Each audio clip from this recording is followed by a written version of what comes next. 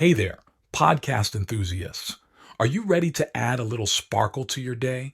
If you're loving the insightful conversations and captivating stories on Mirror Talk Podcast, here's a friendly nudge to hit that subscribe button. By subscribing, you'll never miss out on the empowering messages and thought provoking discussions we bring to your ears. But wait, there's more. We're all about spreading positivity and inspiration, and you can be a part of it too. How? By sharing the love with your friends and family. Share this episode with your loved ones, and let's create a ripple effect of empowerment and growth together. And hey, if you've been enjoying what you hear, why not take a moment to leave us a glowing 5-star review? Your feedback fuels our passion to keep delivering content that resonates with you. So hit that subscribe button, share the love, and leave us a review. Let's keep the conversation going and spread the Mirror Talk magic far and wide. Thanks for tuning in, and remember, your support means the world to us.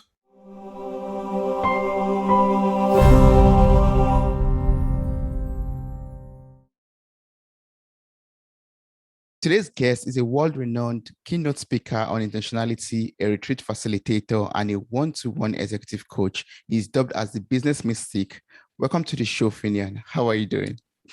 Great, thanks, Toby. And I'm glad to be your first guest I hear who's come back twice. So I better deliver some value today. Yes, exactly. I'm so grateful that you're on the show for the second time. The last time you were on, I had the opportunity to discuss with you about love and intentionality, and you taught us so much about finding our path, finding peace, and letting go of our ego, and also fulfilling our purpose. So I'm so grateful that you're here on today on the second, for the second time. And I'm looking forward to learning so much about money and intentionality from you. And that's why I would just love us to jump into your story. I was able to, go with you on the journey of your story a bit in the last episode that we recorded together. But I would love you to tell me a little bit more about your experience with money from, losing, finding, and keeping your path or keeping your weight that you are on right now. Yeah, so money actually has been a big driver in my life. And it was never that I saw it as money as like, I just want money for the sake of it. I just saw money as choice. At a young age, there was a lot of reasons why we couldn't do something was because of money. And often it was used in really a replacement for love sometimes. And there was always conflict around it as well in my extended family. So from a young age, I wanted to be able to have a relationship with money to be able to give me more choice and to create independence. And that's where I became focused on becoming an entrepreneur. I built a company around helping other people have a really great relationship with money.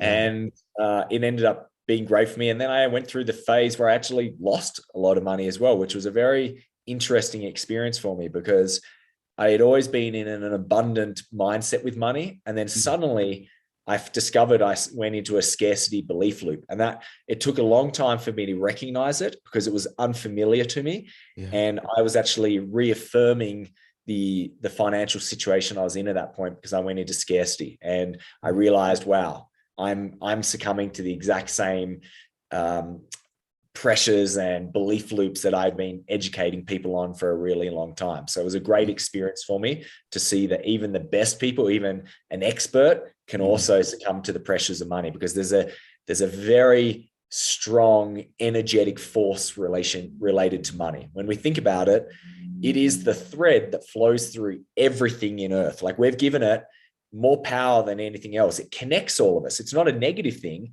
It actually connects all of us.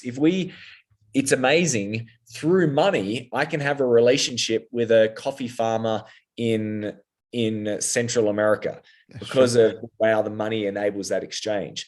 So I don't believe money is bad or good. It's our energetic connection to it which determines whether it's serving us or not serving us. And that's something which I really am focused on sharing to the world, is how do you have a positive relationship with money? How do you use it as a great force rather than a negative force?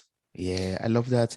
And I would love you to explain to us a little bit, you had this, mindset of abundance. You lived in abundance also, and all of a sudden you had to live with a little, as little as possible.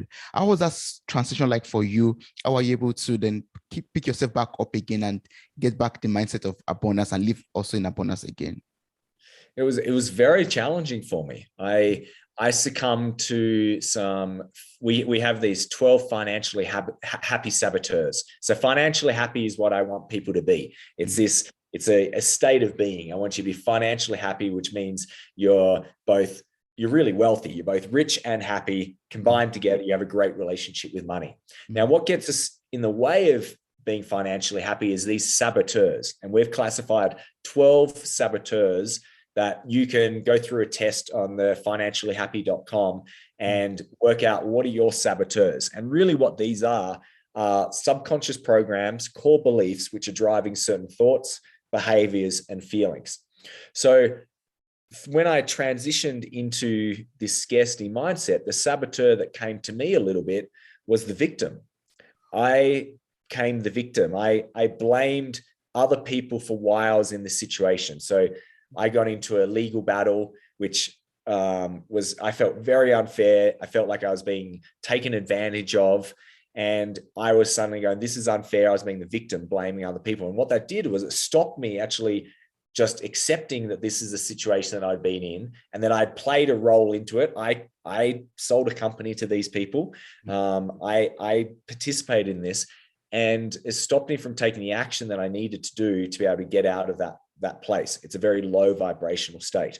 So when I did that, what would happen? I would put my head in the sand. I wouldn't want to deal with the lawyers. I wouldn't take action. I would then, because I'm in a low vibrational state, I would then make rash investment decisions, which then compounded the problem.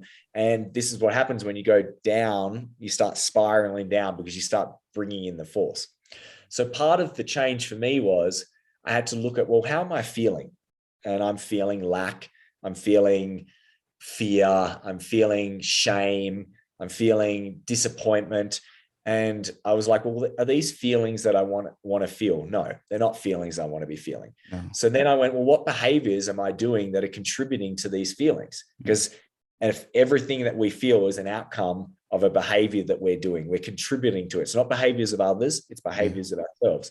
Well, what was I doing? I kept complaining about my situation. I wasn't doing the work required to clean it up. I had lost track of my investments.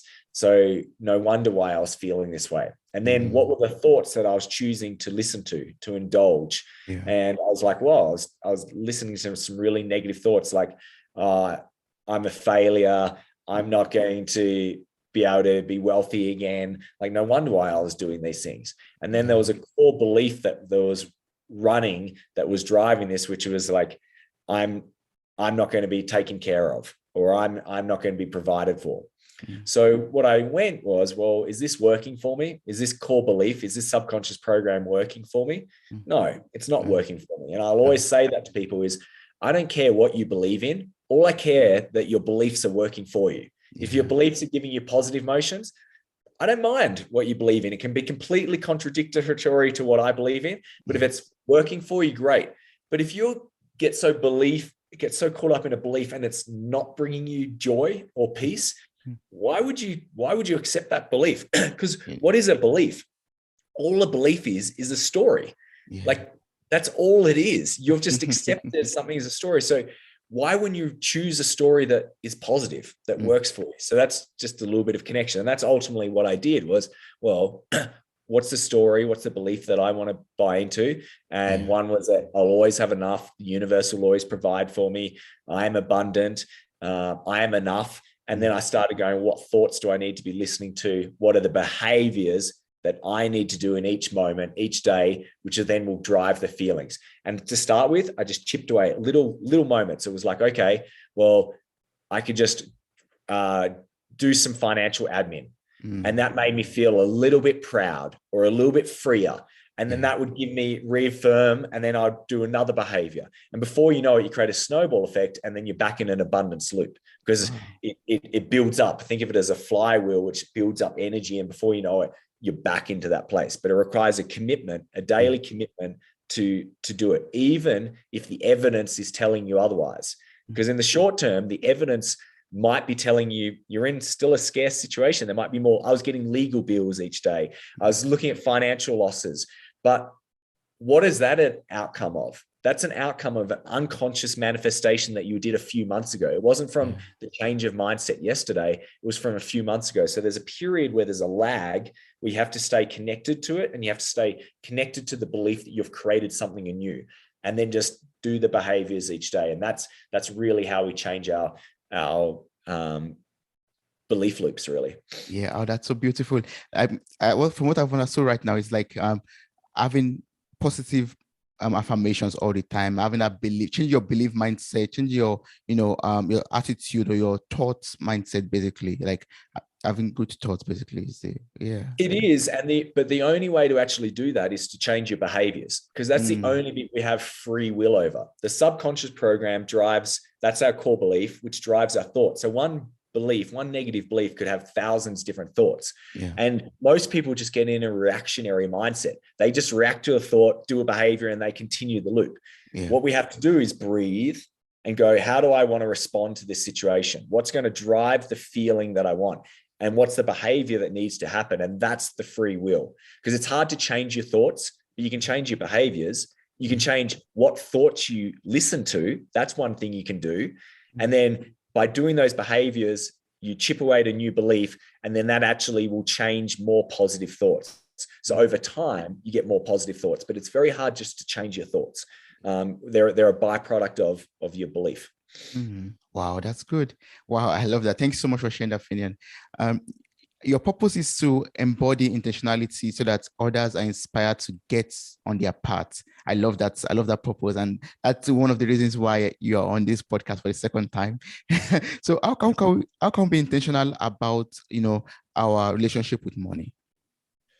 Yeah, it's a great question. So the reason why that's so important to me, my personal legend, is if I'm living and breathing it and people are seeing that, oh, wow, he's generally quite joyful and has a peaceful life and things are working for them, it might inspire them that they also have the same opportunity, because I wasn't always like this. I wasn't always on this path. So the way to bring more intentionality with their money is to get really connected to what it is that they want and how can money contribute to this. Money isn't everything. Money is just a tool. That's all I want people to think of. Money is a tool to be able to bring more of what you want into your life. But if you don't know what you want, then how do you actually get there? Like, that's the challenge. And most people don't know what they want. And most importantly, it shouldn't be, I want a big house. I want $1 million. Like, that's irrelevant. What's $1 million? Like, it means nothing. What is it that you want to feel? That's the most important thing. How is it that you want to feel? And then potentially $1 million might contribute to that, but it's how does it translate to your actual life? So that's the first piece, is get really connected to what matters to you, to your values. And then make sure that wherever you're earning money or spending money or investing money is in line with your values, because that's intentionality. A lot of people say, I value this, I value my health. And then you look at their budget and the money, and nothing is going to health, but there's a lot going to drinking or dining out. And I go, well, that doesn't seem to be in line with your values or priorities. So we've got to make that connection all the time. And that's where money, you can really enjoy spending money when it actually is in line with your values. If it's not in line with your values, there'll be conflict and you'll feel guilt, you'll feel regret, and that doesn't work for you. So the key is just getting really connected to what matters to you. Yes, connecting to what matters to you. That's great. I know earlier you were talking about how does $1 million feel like to you? What does it make you feel? And sometimes we pursue, or we want, or we try to achieve financial freedom, achieve financial happiness. So my first question would be, what does that mean to you? What does financial freedom and what does financial happiness mean to you? Yeah, it's a great question. So one of the desires that people want so often when they come into a financial advisor or a coach is they say they want security. And it's a really interesting core desire, because if you want security, in some regards, it tells you that you're not secure now. Yeah. because that's the act. Is like, I want security. It's saying you're not secure now.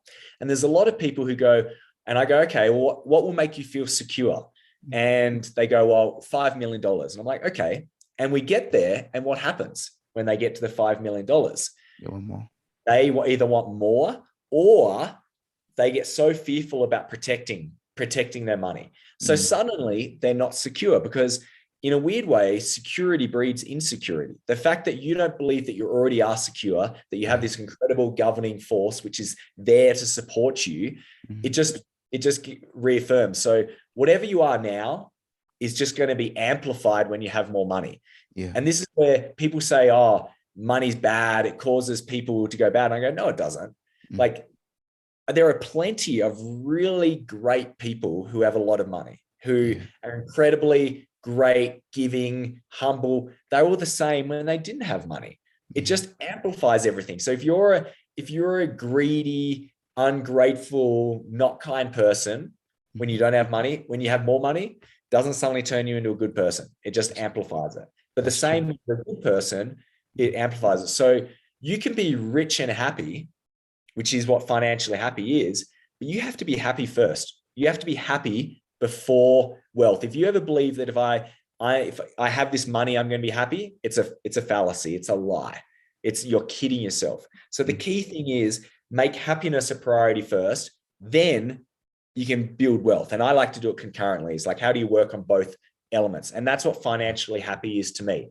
Financially happy is someone who, mindset wise, money mindset, has a great relationship. They're content, they're peace, they're grateful with life. And at the same time, they also have financial means. They've been smart with their financial strategies to actually give them some choice and some freedom. And that's what a financially happy person is. Then it's not that they have so much money. It's more that they just know that they're on the right path. Money is working for them. It's using as a tool to create their life, and they just feel more positive emotions. That's really the key. And financial freedom to me is where it doesn't mean you suddenly don't have to work again. It means that you're on your path. You have choice. You could suddenly go, I want to take 3 months off, and you could do it. Or I have the ability where I'm not so attached to my lifestyle that something could change. I could lose my job, and I'll be like, okay, I'll just downsize. That's financial freedom, where finances are a way to free your life. They're a tool. You're not stressed. And part of that is having that space. It's almost like, I think space is a big, important part. It's living a little bit below your means, not being in debt. That's really what financial freedom is to me. Because there's a lot of people who have a lot of money and they're not financially free. I can tell you, like, there's a lot of burdens that can come with a lot of money, and they're not financially free at all. They actually feel constrained by their life and how money plays into it. Yes. Yeah. Earlier you're talking about being financially happy. We have to be smart with our money. We have to know how to strategize and how to invest and make our money work for us. So can you enlighten us on some, ways to be smart with our money? Now, some ways we could, make the money to work for us. Yeah. So first is having an understanding of compound interest. Compound interest, I like to call it the eighth wonder of the world, because it is magic. It works. And there's a system in the financial system which works in your favor. It's actually a rigged game, and you will win if you know the rules of the game and you play to it. And part of that is to leverage compound interest. Compound interest is just the benefit of, you invest $100 and say it's a 10% return. In a year's time, you now have $110. And you're not reinvesting the $100, you actually get to reinvest $100. So the following year, you have $110 earning at 10%. Now suddenly you get $11 interest. So the next year you have 121.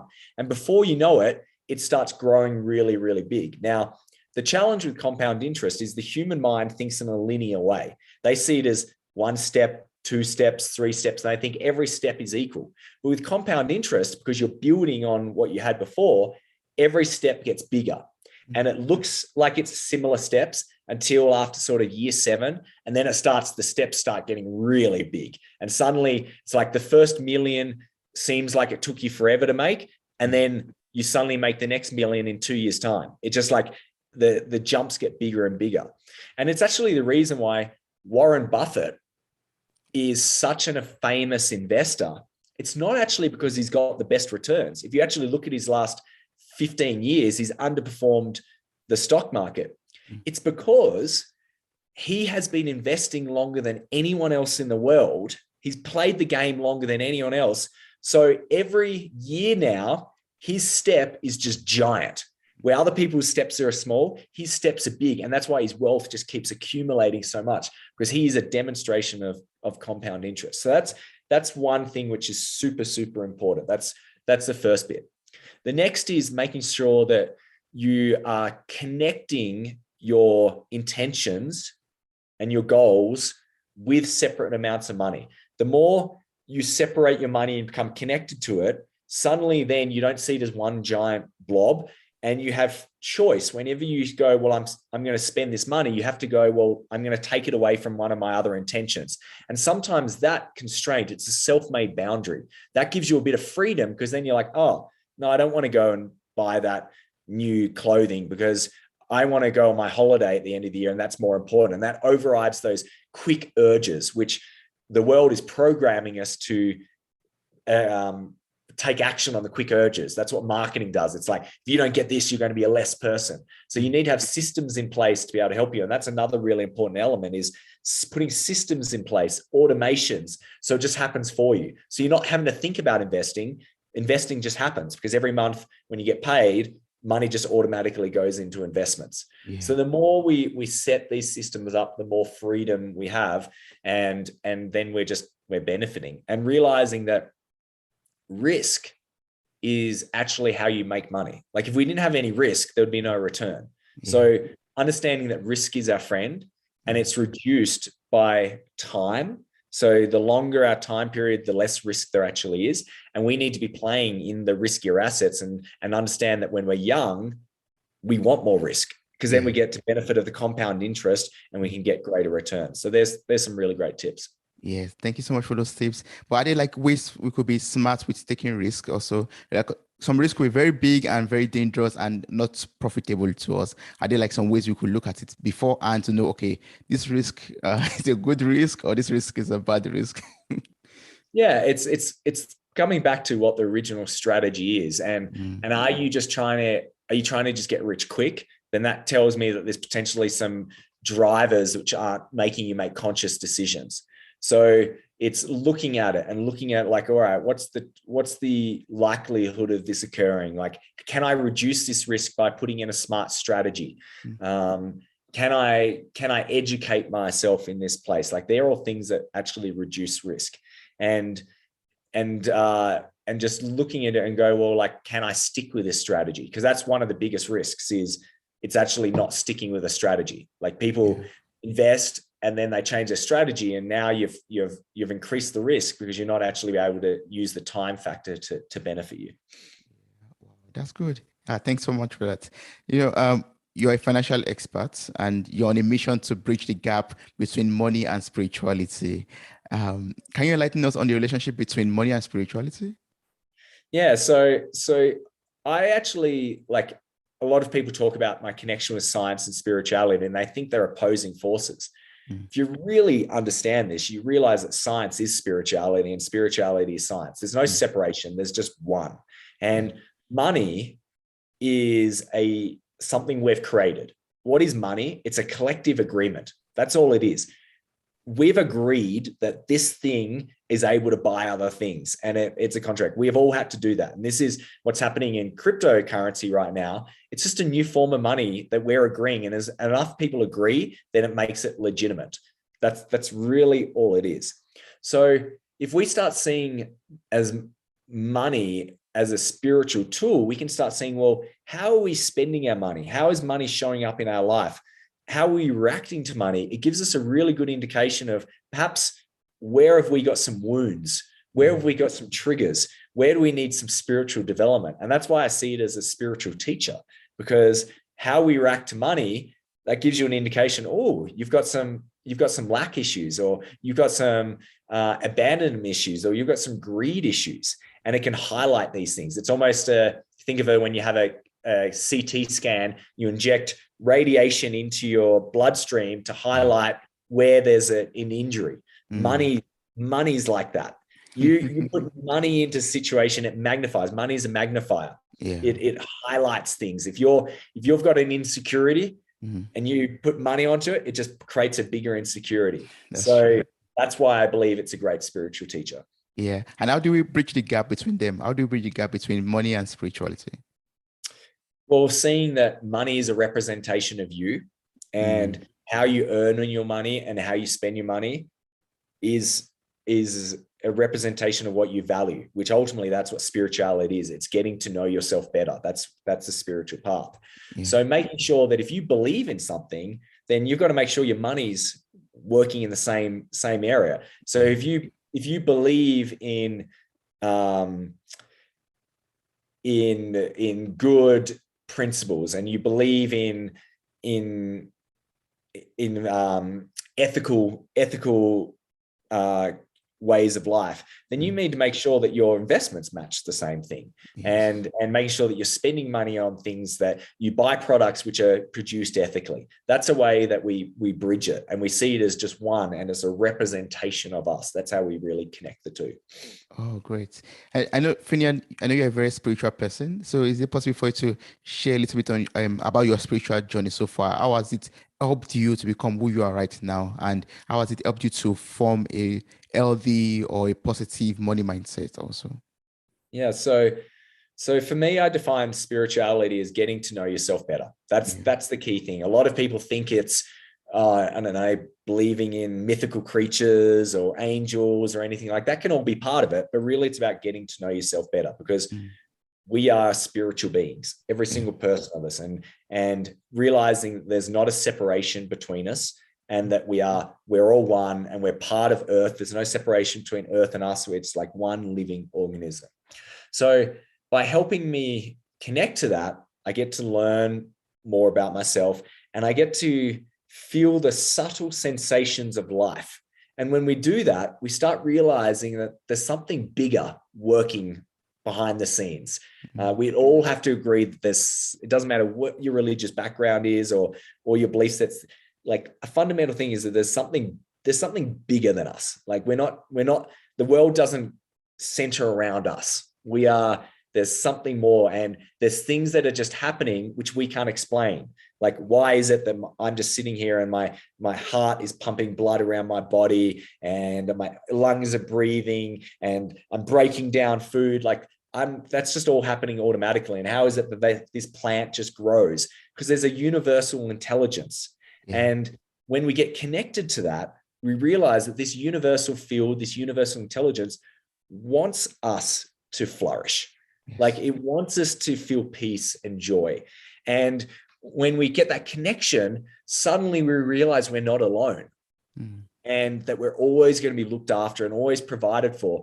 And that's a key element to have an abundant mindset, is to realize that we'll always be provided for. There's always enough. Like, you don't see the trees worrying about, is there going to be water? They just trust that they're going to get rained on. They don't store things. They live in this beautiful flow with life. But humans, because of this mind which takes control of us, we constantly stop trusting. We keep believing that we're always going to be alone, and if I don't act this certain way, that I'm not going to be taken care of. It's not true. So that's why I believe the spiritual journey is so important, because then suddenly you realize, wow, you can't really go wrong. Like, you're always going to be looked after. And that's why when anything seems challenging in life, trust that this will pass. There's always good on the other side of bad, because that's how life works. It keeps flourishing. Even when things burn down, they regrow again. And that's a really important part, because when we believe that, it enables us to be aware of the opportunities that come up, and we're not consumed. We're not head down in the ground, and we can actually then see them and start living again. Yes, I love what you said. You said even when things burn down, they grow back up again. And spirituality acts as that pillar that holds us throughout our life journey, through the ups and downs of life. Yeah, that's good. Yes. So I'll go back to money. Can you share some some effective ways and methods of managing our money so that, we don't run out of it, or we don't, squander the money, basically. Yeah. So one tool that I'd like to share is what I call the 4 yes test. And this is a really important way to make sure that you are spending money on what matters to you, and you also have enough, because ultimately what will determine if you have enough is, are you spending it on the right things? So whenever you do a purchase, any spending money, you should go through these 4 questions. And if you can answer yes to all 4 of them, go ahead, make the purchase, spend that money, and do it with enjoyment, do it with love, do it with freedom. But if you can't, it may be an indication that you're putting yourself in jeopardy, and this isn't going to serve you. So the 4 questions that you need to say yes for. First is, do I have the budget? Just, do I actually have enough? Can I afford that? Yes, maybe I want that, but can I? Have I actually factored that in? Second is, will this purchase increase my happiness? A lot of purchases people think it's going to increase their happiness, but they're not really thinking, like, is this really going to increase my happiness? And if it's not a tangible move, then why waste that money? Step 3, does this purchase align with my values? So this is what I was talking about, is you got to get clear on your values and then make sure your money's going there. And then the final one, will this purchase move me closer to my goals? So we have some intentions, some strategies which we want to do. And is this going to move me towards, or is it going to take away? Is this short-term temptation of, like, I want this new handbag because I want to feel cool, but that's going to take away from me actually getting my holiday each year, then that's not going to serve me. So if you can go through and say yes to all those things, spend it. If you can't, then don't. And that's going to enable you to make sure that you always have enough money for things that matters, because that's the first thing, is you can't build wealth unless you actually have some money to invest. And the only way to have money to invest is that you spend less than you earn. That's the only way to do it. Otherwise, it's not going to work. So that's why I think that's a foundational tool to be able to build wealth. Yes, I've always heard that also, like, you should always spend less than you earn, and that way you always have money with you. Yeah, that's good. And budgets is like a very important keyword. So that also budgets. Yeah. So for anyone out there who is struggling or having any difficulty with money right now, what tools can they use to get out of that situation as soon as possible? Yeah. So first is, you need to take responsibility. You need to take responsibility that you have contributed to this situation. It's not because of your upbringing or anything else. Like, you're a participatory in life, and you need to take full responsibility. Now, full responsibility doesn't mean you blame yourself or complain or defend. It's just saying, I accept that this is where I'm at. And when you take that acceptance, you're then able to move forward and then go, well, this isn't where I want to be. So what is the action that I need to take? So that's the first thing. I then look at, how are my behaviors contributing to the current situation that I'm in? Like, what are the different behaviors that I'm doing which have led me to this place? Because that's going to start giving you an indication of the behaviors that you need to change, and how this is resulting in the feeling. And then looking at, all right, what do I need to do? And coming up with a strategy, coming up with a new system for how we're going to have a relationship with money, and understand that it's not going to change overnight. It's not going to be this magic thing, but it's going to be a lot easier than starting in 10 years' time. Like, if you start investing now, you get to benefit. But if so many people go, oh, I wish I'd invested 10 years ago. Well, your time is now. Like, it only matters now. So what do we need to do? And it really helps to educate yourself. Like, a lot of people are in the situation they're in because they're not educated. They almost go, oh, money's too hard, too complicated. Money is very simple if you look at the foundational principles. And you could go to my Financially Happy course, and it will teach you everything you need to know about money. You don't need to know all the ins and outs of it, but you just need to know the principles and the basics of it, and then work with it. Like, stop fighting it and actually work with it. And that's what I really recommend for people. Yes. Well, thanks so much for sharing everything that I've been able to learn from you today. Well, I'm sure there are a lot of listeners out there who still want to work with you, who still have more questions to ask you. So what's the best way to connect and work with you? What are the courses and seminars and the tools? I know you have your newsletter. I follow your newsletter too. So can you tell us more about ways to connect with you? Yeah. So for me, the best thing I want you to do is to come away with a desire that you want to change today. And the key to do that is you need to do one behavioral change. So if you went to the financiallyhappy.com website, there's a quiz there, which is the Financially Happy Saboteur quiz. If you do that quiz, it's an incredible quiz. It's for free. You're going to learn something about yourself, and it's going to give you direct behavior changes that you need to do in order to overcome that saboteur. If you just do that, you're already so far ahead of everyone else. You're on the path to being financially happy. And then that will set off a chain of emails, which will keep educating you, because I'm very focused on education, to empower you. And you don't have to spend anything. If you want to do a more detailed course, sign up for it. But there's things you can do to actually just benefit from it. But the key is take the action. Like, that's what needs to happen today. Yeah. So the first action is to click on the link, copy the link in the show notes of this episode, and get across to Finnian, answer the questions, and follow up with the newsletter and everything that is going to help us to become much more financially happy and get our financial freedom. Thank you so much, Finnian, for everything you've taught me in this episode. I really appreciate you coming on this podcast for the second time. That's so awesome. Thank you so much. Thanks, Toby. It's been a pleasure.